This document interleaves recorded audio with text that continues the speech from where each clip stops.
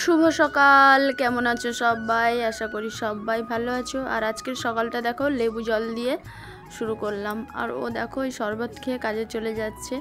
আর এখন আমি বিছানাটা পরিষ্কার করে নেব, গুছিয়ে নেব। কি অবস্থা হয়েছে দেখেছো বিছানার। তো চলো বিছানাটা গুছিয়ে নিই।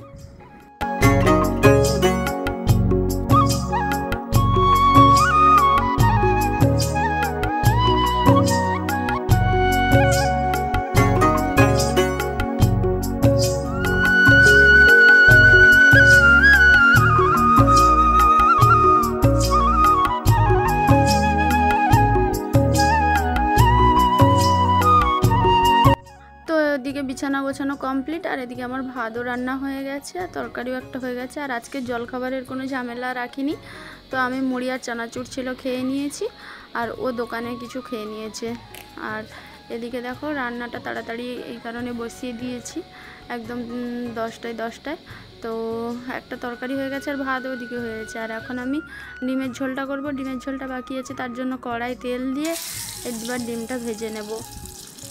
তো রান্নাটা মানে তোমাদেরকে দেখাইনি, এমনি তো অনেক দিন পরে দেখাচ্ছি, তার জন্য বললাম একটু দেখাই। তো এই জন্য তো চলো ডিমের ঝোলটা করে নিই।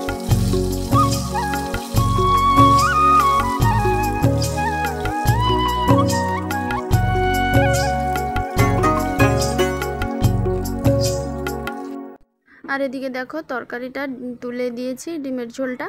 আর এদিকে দেখো রান্নার জায়গাটা পরিষ্কার করে নিচ্ছি। তো ওইদিকে তরকারি হতে থাক, আর আমি এখানে দেখো ভাতের হাঁড়িটা উল্টানো ছিল, তো ওটা সোজা করে নিচ্ছি। আর জায়গাটাও পরিষ্কার করে নেব, মশলাপাতিগুলো সব গুছিয়ে নেব।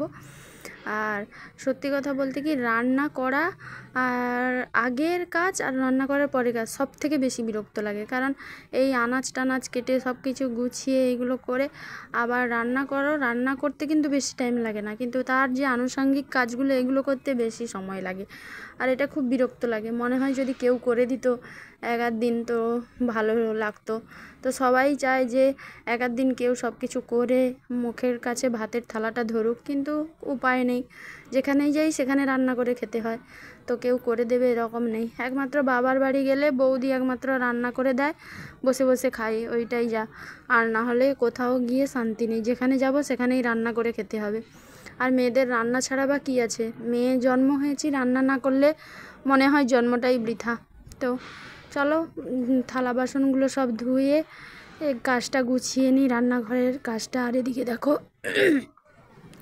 গলাটা এত ধরে যাচ্ছে, কথা বলতে পারছি না। আর এদিকে দেখো ডিমের ঝোলটা ফুটছে। তো দেখো ফাইনালি রান্না হয়ে গেছে। তো দেখো ডিমের ঝোল, আর আজকের সাদাসিধা রান্না করেছি, বেশি তেল দেইনি, কারণ যা গরম পড়েছে তো কি আর এই কারণে। আর এখানে দেখো 5 মিশালি একটা সবজির তরকারি করেছি, তার সঙ্গে একটু মটর ভিজিয়ে রেখেছিলাম, দিয়ে দিয়েছি। আর দেখো পুরো রান্নাঘরটা একদম পরিষ্কার করে সব কিছু নাতা টাতা ধুয়ে একদম রেখে দিয়েছি, থালা বাসন টাসন সব ধোয়া কমপ্লিট। তো রান্নাঘরের কাজ কমপ্লিট।